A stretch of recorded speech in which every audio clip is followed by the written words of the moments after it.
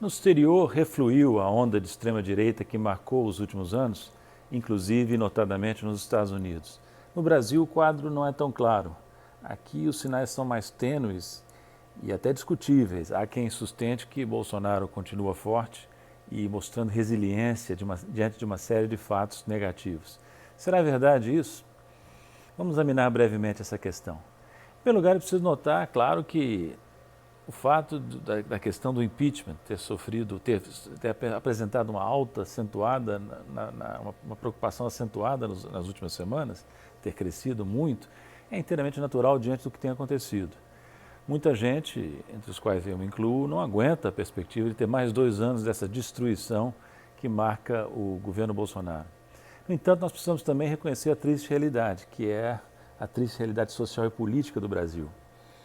Se Bolsonaro é uma doença ou é um doente, como muita gente sustenta, inclusive pessoas gabaritadas para tal, essa doença de Bolsonaro é reflexo de algo maior, de uma doença mais ampla de grande parte da sociedade brasileira. Afinal, o sujeito não foi só eleito, ele continua contando com apoio expressivo da opinião pública, a julgar pelas pesquisas de opinião, apesar de tudo que fez e de tudo que não fez. Então, Bolsonaro está aí, ainda resiliente, de fato, como mostram as pesquisas. Se você olhar para as pesquisas de intenção, de apoio, de avaliação de opinião do governo ou do presidente, de meados de 2020 até princípiozinho de janeiro deste ano, você vai verificar que, grosso modo, os entrevistados se dividiam igualmente em 3 grandes blocos. O bloco de apoio forte, ótimo, bom.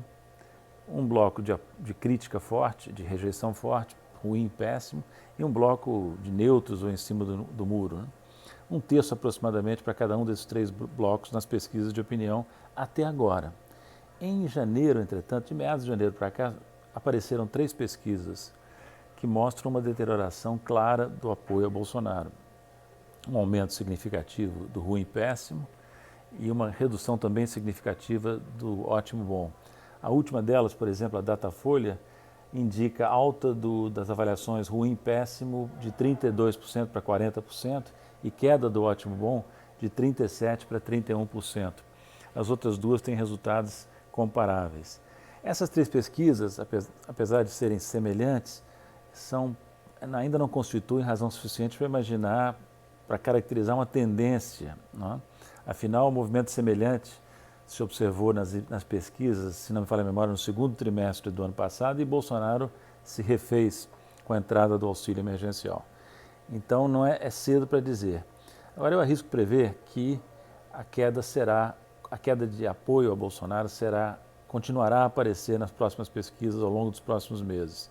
Como toda previsão em política, essa previsão é muito arriscada, mas eu creio que há argumentos para sustentá-la.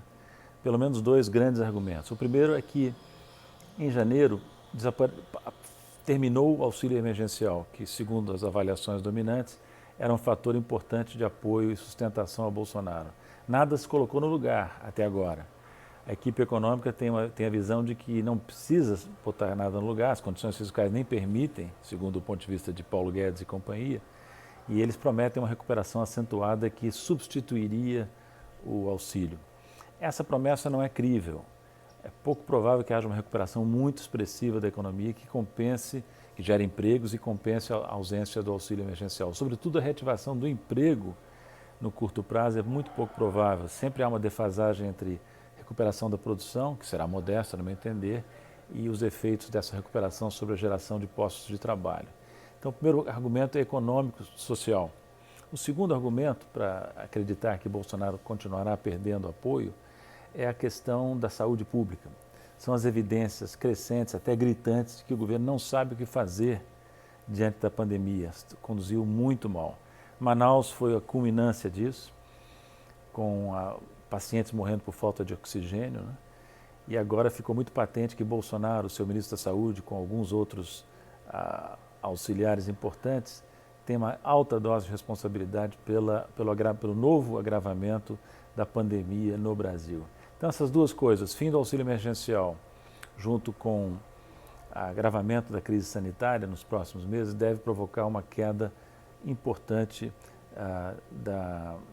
do apoio a Bolsonaro.